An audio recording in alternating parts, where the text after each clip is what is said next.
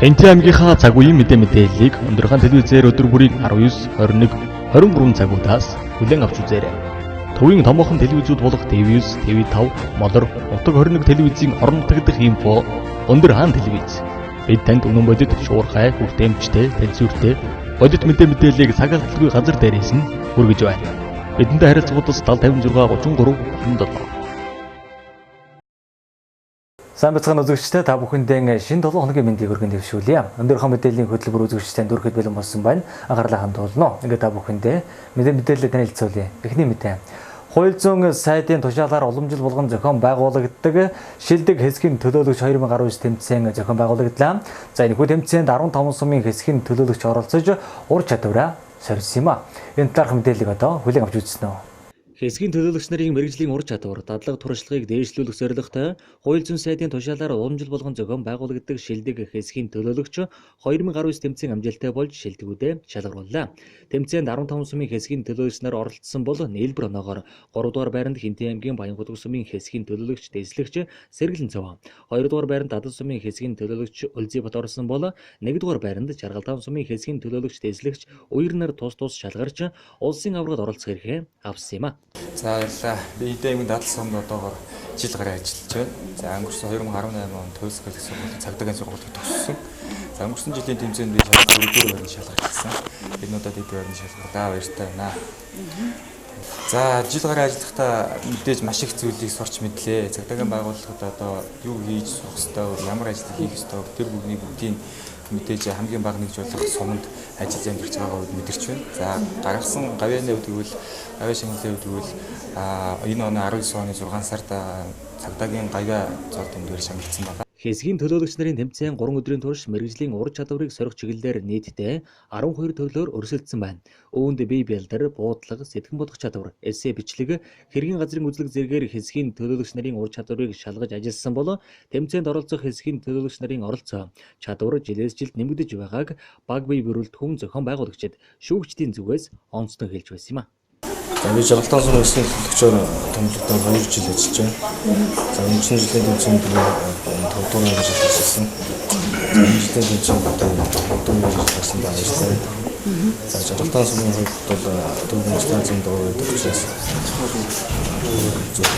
Спортын дөрвөн хэрэгжүүлэн өгсөн хэлбэрийн талбарт төсөв. За би хэсгийн төлөөлөгчөөр нийт цагдаагийн байгууллагад би 8 жил ажиллаж байгаа. Тэгээд одоо Жаргалдаан сумын хэсгийн төлөөлөгчөд 2 дахь жилдээ ажиллаж байна. За хамгийн хэцүү тэмцээн бол юу вэ? Биеийн хүчний тэмцээн. Яг төлөвшөндөө сайн оролцож байна. Ийхүү Хинтээ аймгийн цагдаагийн газраас гардан зохион байгуулсан хэсгийн төлөөлөгч нарын тэмцээн өндөрлөж байгаа бол улсын аврах шалгаруулах хэсгийн төлөөлөгч нарын тэмцээн энэ оны 11 сард Улаанбаатар хотод 21 аймгаас шалгарсан шилдэгүүдийн оролцоотойгоор зохион байгуулагдсанаар тус тэмцээн албан ёсоор өндөрлөх юм а. Дараагийн мэдээ. Ерөнхий боловсролын сургуулийн сурагчдыг аюулт үзэгдэл ослоос урьдчилан сэргийлэх, аврах, өөртөө болон бусдад анхан шатны тусламж үзүүлэх, сургаж дасгалжуулах тэдний төсвөр төвчээр хатуужил ахвал самбаг сордог өсвөрийн аврагч 2019 тэмцээнд 9 баг өрсөлдөж дүнгээ гаргасан юм а. Энэ талаарх мэдээллийг одоо хүлээн авч үзсэн үү?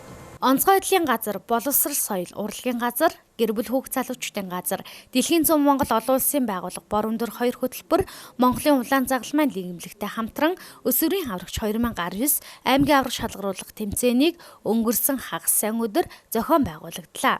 Ерөнхий боловсролын сургуулийн ахлах ангийн сурагчдыг аюулт үзэгдэл ослоос урьдчилан сэргийлэх, өөрт болон бусдад анхан шатны тусламж үйлчилгээ үзүүлэхэд сургаж дадлагжуулах, тэдний төсвөр хатуужлыг авахаа самбааг сорих, хүнлэг энэрэнгүй иргэн болгож төлөвшүүлэх зорилготой тэмцээн юм а. Өсвөрийн аврагч 2019 тэмцээн маань өнөөдөр ингэж эхэлж байна. Энэ тэмцээнд маань бол 9 багийн тамирчид маань оролцож байна. Тэгээ гамшиг бас үед бол одоо энэ баг тамирчид маань өөрийгөө болон өөрөөлийг найз нөхдөө хэн яаж хамгаалах вэ? Төсвөр асууж нь илүү их сууж идэг. Багийн хамтын ажиллагаа нэг өргөж идэг. Энэ тэмцээнийг бол одоо жил болгон уламжил болгон ингээд зохион байгуулж байгаа. Дэлхийн зам олон улсын байгууллага бүгдийн төлөө хамтран бид ингээд зохион байгуулдаг. Тэгээд Тэнд бол шалгарсан баг тамирчид маань бүсийн аврах шалгуулах тэмцээнд оролцсон. За бүсээс гарсан маань улсын аврах шалгуулах тэмцээнд оролцсон. Энэ баг тамирчдынхаа дасгалжуулагчид нарт болон сургуулийн захиргаа энэ хамт олонд нь талархчихсан илэрхийлье. Ингээд энд нь амжилт хүсье. За Хинтээ аймгийн онцгой байдлын газар Дэлхийн зав олон улсын байгууллага хамтран бүсгийн аврагч тэмцээнийг зохион байгуулж байна. Энэхүү тэмцээнд өнөөдөр Хинтээ аймгийн эмчилж 9 баг оролцож байна. Тэгээд энэхүү тэмцээнээр дамжуулан сурагчид маань бас амжилтын бэлэн байдлын талаар мэдлэгтэй чадвартай болж байгаад баяртай байна. Тэгээд энэ тэмцээнээс шалгарсан багууд маань улсын аваргад оролцох боломж ирэхээр шагнагдах байгаа. Тэгээд нийт оролцож байгаа тамирчидтай багш нартаа бас амжилт хүсэж байна. Дараагийнхаа тэмцээнд бас амжилт гаргахыг хүсэж байна. Энэ тэмцээн маань бас жил болгон уламжил болгон зохион байгуулагддаг бас сурагчдын дунд зохион байгуулагддаг томоохон үйл ажиллагааны маань нэг байгаа. Тэмцээнд хэрлэн 1-р сургууль, Ханхинтий цогцлбор сургууль, Тэмүүжин цогцлбор сургууль, 4-р сургууль, Бороондор цогцлбор сургууль, Өмнөдөлгөр, Бэндэр, Дадал, Батноров, Бэрх сумын ерөнхий боловсролын сургуулийн нийт 9 баг өрсөлдлөө. Мэдлэг сорих асуулт хариулт цэг, усан тосолтогчийг аврах цэг, анхны тусламжийн цэг, торон сад болон самбар давах цэг, хүч тамирын цэг, химийн хордлтын цэг гэсэн төрлөөр өрсөлдсөн юм а. За энэ Сүрийн аврагч 2019 тэмцээнд бол манай сургууль анх зохион байгуулагч зүгээс нь оролцож байна. Энэ дахь удаага бол бид нэр одоо 6 дахь удаагийн аймгийн авраг гэсэн цодыг авч байна. Нодон бол зүүн бүсийн аймагуудын дунд анх удаа зохион байгуулсан тэмцээний бас 3 дугаар үеийн хүрэл медаль эзэлж байсан. За ингэснээр одоо манай хүүхдүүд бол яах вэ гэхээр одоо энэ гамшиг устын нөхцөлд одоо өөрийгөө хэрхэн аврах вэ? Бусдад хэрхэн тусалцаа үзүүлэх вэ гэсэн анхан шатны мэдлэгийг энэхүү тэмцээнээр бол олж авдаг юм байна. Тэгээд энэхүү тэмцээнд маань одоо манай хүүхдүүд бол өөрсдийнхөө бас тодорхой хэмжээнд төсвөр хатуужаад эр зоргоо гарган орцож одоо жил бүр ингэж амжилттай орцож байдаг. Багийн бүрэлдэхүүнүүд хэдийгээр төгсөж байгаа солигдож байгаа гэсэн дараагийн хүүхдүүд маань ингэж бас амжилттай орцож явах би дасгалжуулагч багш байвал бол бас их баяртай байдаг юм аа. За Дадал сумын баг тамирчид бид чаднаа баг бид нар сургуулийн эмчээ сайн бэлдсэн. За Хэлийн цэргийн 287 дугаар ангийн ангийн захирагч тушаалаар за ажлын хэсэг томилж өгч маш амжилттай сайн бэлтлээ. За эдгээр хүүхдүүд маань бол 9-өөс 11 дугаар ангийн сурагчид байгаа. Ихэнх нь бол Хэлийн цэргийн дугаар ангийн ажилтдаг хүмүүсийн албаагчдын хүүхдүүд. За энэ утгаараа бид сонгосон. За энэ тэмцээнд бол анх удаа ирж байна. Маш сайхан тэмцээн боллоо. Сайхан зохион байгуулагдсан юм байна.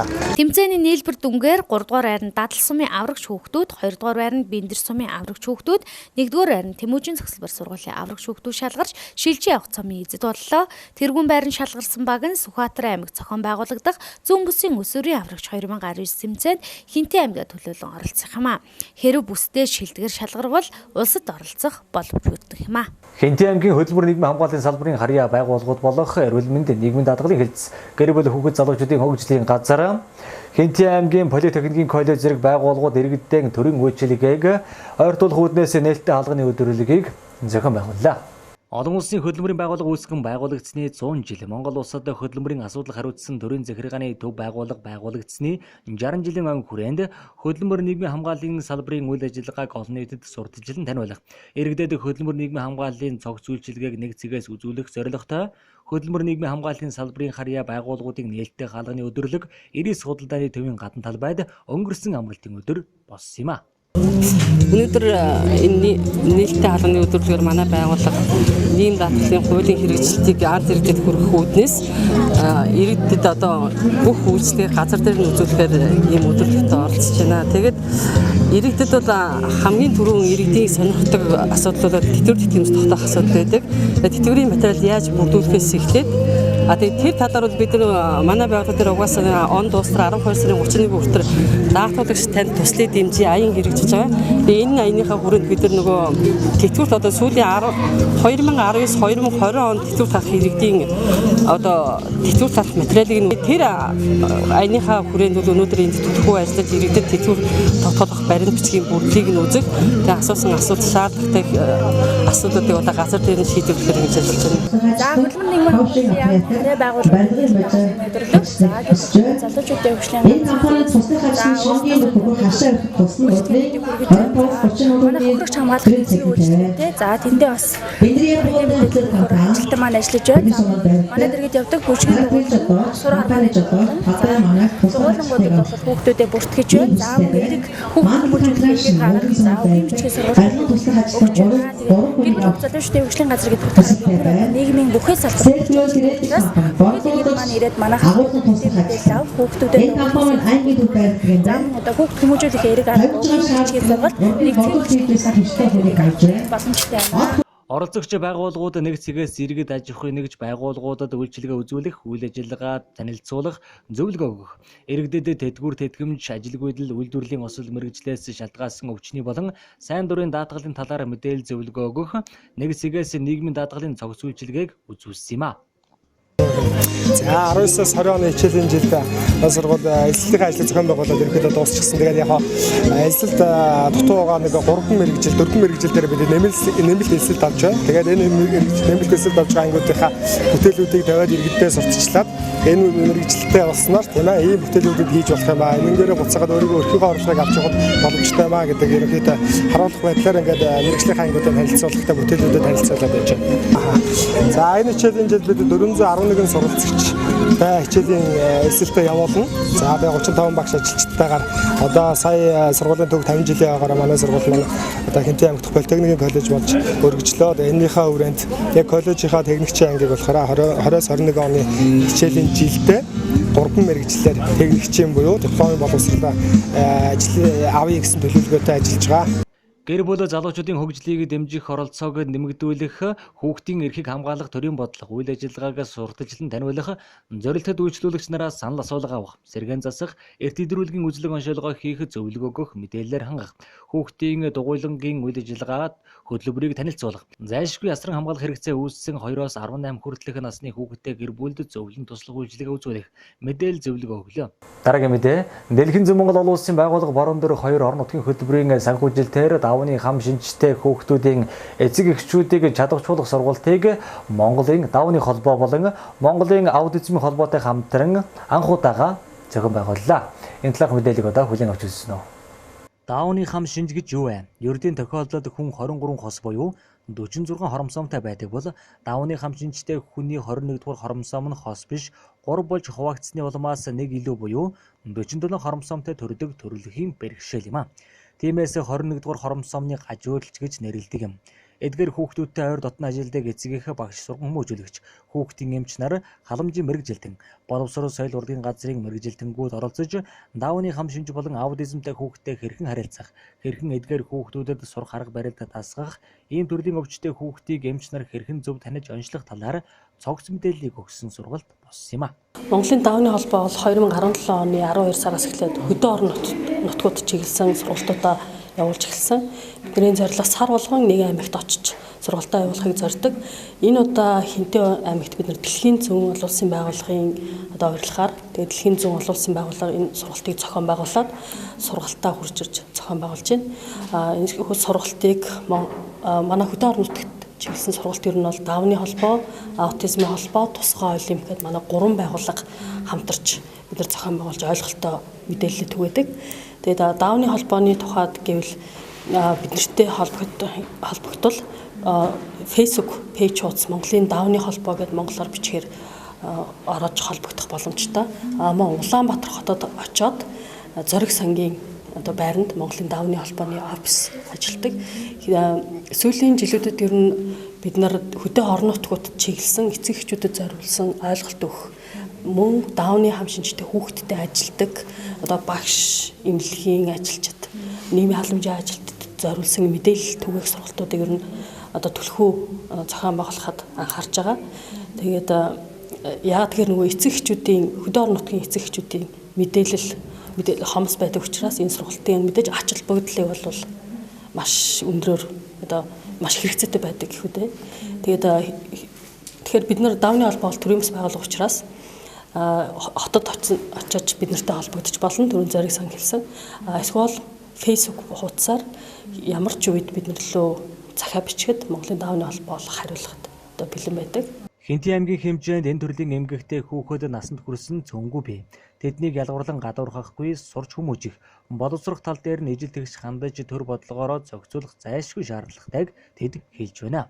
Монголын Дауны холбоо, аутизмын холбоодын зүгээс 21 аймгаараа тойрч эдгээр хүүхдүүдийн эцэг эх асран хамгаалагч нартай уулзах, бэрхшээлийг хамтдан шийдвэрлэх, сурах ном бичгээр хангах, холбоондоо эсвүүлж нийгэмшүүлэх, олон нийтийн үйл ажиллагаанд татан оролцуулах, бусдад эергээр таниулах зорилготой ийхүү ажиллаж байгаа юм а. Манай Дэлхийн зам Монгол улсын байгууллагын бор өндрөөр орон нутгийн хөтөлбөр маань өнөөдөр хөгжлийн бэрхшээлтэй хүүхдийн сурч өгч орчин гэдэг тусгай төслөөс энэ Дауны холбоотой хамтраад Дауны хамшинчтэй хүүхдийг эцгийн хамт чадваржуулах сургалтыг зохион байгуулж байна.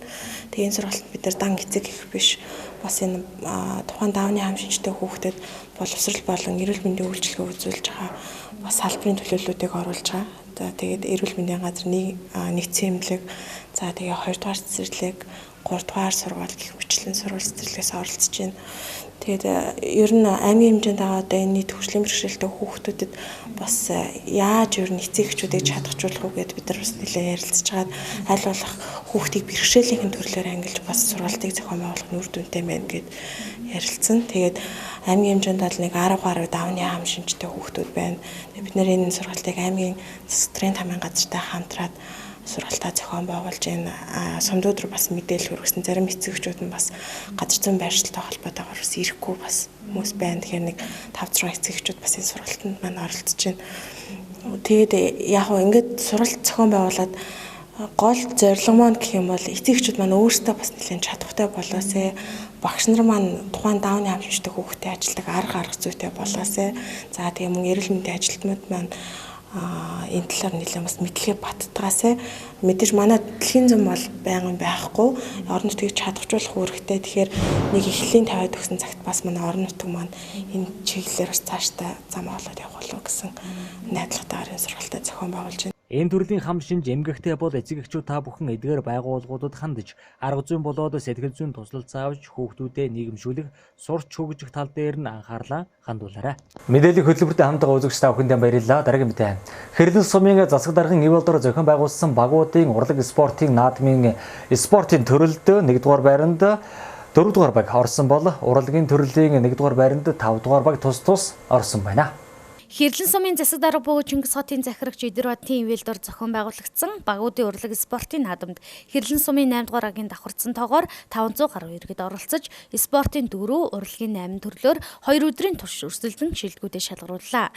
Энэхүү тэмцээнээс 8 уралгыг дэвшүүлэн оролцсон юм. Орц гудамжинд хогоо хаяхаа боли, нохоогоо уйж, татвараа төлж хөвши, эрүүл аюулгүй орчинд амьдрцгаая, иргэдийн оролцоог нэмэгдүүлье. Нийтийн эзэмшлийн гудамжид талбайд эд зүйлээ хайрлаж хамгаалъя, соёлж иргэнлэх нийгмийг бүтээцгээе. Их дэлхийгээ хайрлан хамгаалцгаая ураг дэвшүүлэн өрсөлдсөн юм а. За синхрон. За ерөнхийдөө Хэрлэн сумын засаг даргын хамгийн газраас 2019 оныг иргэдийн оролцоог нэмэгдүүлэх хичээл болгон зарласан. Тэгээ энэ ажлын хүрээнд бид нар нэлээдгүй олон ажил төлөвлөсний нэг нь энэ иргэдийн урлаг спортын наадам юм байна. Гэхдээ энэ урлаг спортын наадам маань зөвхөн одоо урлагаар өрсөлдөөд спортоор өрсөлдөөд дуусах биш. Энэ хүмүүс бүгдээрээ хамтарч байгаа. Энэ Хэрлэн сумын өмнө одоо болохгүй байгаа, бүтэхгүй байгаа юм бас сайхан бусад хүмүүсээ уриалах юм зорилготой юм. Одоо жишээ нь ингээд өнөөдөр энэ 8 багийн баг тамирчид маань 200 гаруй хүн оролцож байна. Энэ хүмүүс маань бүгдээрээ одоо тэр нохоогоо уйдаг болъё, тийм үү? Нохооныхоо татварыг төлдөг болъё. Тэр цөөхөн мөнгөө төлдөг болъё. Тэр орчиндөө хогоо хаяхаа болдог болъё. Тэр гудам талбайдаа хог хаяхаа болъё. Гэт ингээд нийгмийн сайн сайхны төлөө бүгдээрээ гар сэтгэл нийлж ажиллая гэх зэрэг ингээд нэг хүн сонсгож жоох юм шиг хэрнээ. Хүн дор бүрнээ хичээгээд явчихвал энэ нөгөө бидний өмнө байгаа нэг тэг болоод байгаа юмнууд чинь өөрөө арилчих юм зүйлүүд байна. Тэгээд энэ рүү гол нь бас иргэдийгээ уриалъя, бүгдээрээ нийлж энэ асуудлаа ярилцъя гэсэн зорилгоор энэ урлаг спортоор дамжуулж Хэрлэн сумынхаа иргэдэд бас соён гэгэрүүлэх үйл ажиллагааг зохион байгуулъя гэж ингэж зорж өнөөдрийн арга хэмжээг бид нэр зохион байгуулж багууд маань маш сайхан идэвхтэй оролцож байгаа. Ер нь бол бидний зүгээс бол ер нь иргэдтэйгээ аль болох ойрхон бай, иргэдийнхээ санаа бодлыг сонсдог бай. Тэгээд санаа бодлыг сонсоод зүгээр одоо нэг сонсоод өнгөрөх биш, тэрнийх нь талаар хийж хэрэгжүүлэх ажлаа бүгдээрээ суугаад ярьдаг. Тэгээд тэрийг бүгдээрээ нийлээд хэрэгжүүлдэг. Ингээд ийм л тогтолцоо руу явбал манай хэрлэн суманд асуудлууд бол бас шийдэгдээд явах нэ гэж ингэж харж байгаа. Тэмцээний дээд түгэнгээр үлзий тосгоны захирагч алтнараа шилдгийн шилдгээр шалгарч гран-при шагналын эздээр тус тодорсон бол урлагийн наадмын нийлбэр оноо дүнгээр 179 оноогоор Өндрхан баг тэргүүн байр, 172 оноогоор Булаг баг 2 дугаар байр, 170 оноогоор Баян мөнх баг 3 дугаар байрыг тус тодорч шагналаа гард авлаа. Хэрлэн сумын 7 дугаар баг буюу үлзий тосон Хэрлэн сумын засаг дарга бөгөөд Чингис хотын захирагч Идрот даргын нэрэмжит Ивэлдор зохион байгуулагдсан анх удаа зохион байгуулагдж байгаа энэхүү урлаг спортын анх доор наадамд 70 хүний бүрэлдэхүүнтэй, гаруй хүний бүрэлдэхүүнтэй за хүрэлцэн ирлээ. Спортын одоо бүрэлдэхүүн 50. За урлагийн төрөлд болохоор 20 гаруй хүний бүрэлдэхүүнтэй оролцож байгаа. За энэ жил Хэрлэн сумыг хэмжээнд 19 оныг одоо иргэдийн оролцоог нэмэгдүүлэх жил болгож зарласантай холбогдуулаад энэхүү тэмцээнүүд маань ч гэсэн нэг одоо хүн нэг л одоо тэмцээнд төрөлд оролцох ийм одоо зохион байгуулалттай. Тэгээ тийм учраас давхцахгүй учраас бас олон хүмүүс оролцох боломжтой болж үлзий тосгоны хэмжээнд 70 гаруй хүн маань энэхүү тэмцээнд оролцож байна. Дөрвөн төрөл спортын дөрвөн төрөлд урлагийн одоо 7 үзүүлбэр үзүүлэхээр бэлтгэж ирсэн байгаа. За манай одоо үлзий сум Чандан сангийн аж ахуй энэ жил одоо Атрын 60 жилийн тохиож байгаа. Үүнтэй холбоотойгоор Атрын сангийн аж ахуй Атрын аянаар байгуулагдсан орон нутаг учраас энэхүү одоо өнгийн цамцаар орон нутгийнхаа одоо бэлэгдлийг шингээж одоо эжилсэж ирсэн байгаа. Тэгээд нийт одоо тэмцээнд оролцож байгаа бусад одоо 7 багада болон одоо үлзий тосгоныхоо баг тамирчдад тэмцээнд нас амжилт хүсье. Мөн энэ үеэр хүүхдийн спортын 6 дугаар их наадамд амжилт гаргасан волейболын багш ахлах дасгалжуулагч Жаргал сайхан, туслах дасгалжуулагч Дор Жагдаг болон сагсан бөмбөгийн багш дасгалжуулагч Шинхүү, хөнгөн атлетикийн багш дасгалжуулагч Төрбат, хөндийн өргөлтийн багш дасгалжуулагч Үүлэнтэй Суухуу, бадминтоны багш дасгалжуулагч Галхуу, үндсэн шатрын спортын мастер Нямбэлэг нарыг сумын засаг даргын хүндэт өргөнжил мөнгөн шагналаар шагнасан юм а. Мөн сагсан бөмбөгийн спортын төрлөөр амжилт гаргасан Элбэг Эрдэнэ Шижир Бат нарыг сумын засаг даргын хүндэт өргөмжлөл мөнгөн шагналаар шагналаа. Өнөөдрийнхөө мэдээллийн хөтөлбөрийн даваа гарагийн дугаартай хамт байсан үзэгч та бүхэндээ баярлалаа. Үргэлжлүүлэн мегмөргийн дугаараар иргэн уулзлаа. Түр баяртай үзэгчтэй.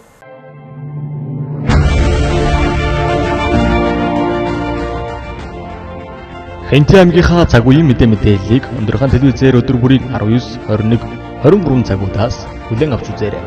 Төвийн томоохон телевизүүд болох TV9, TV5, Модор, Утаг 21 телевизийн орон нутаг дахь инфо өндөр хаан телевиз. Бид танд үнэн бодит, шуурхай, хүртээмжтэй, тэнцвэртэй бодит мэдээллийг цагаатлагүй газар дээрээс нь хүргэж байна. Бидэнтэй харилцагуудаас 7056 33 27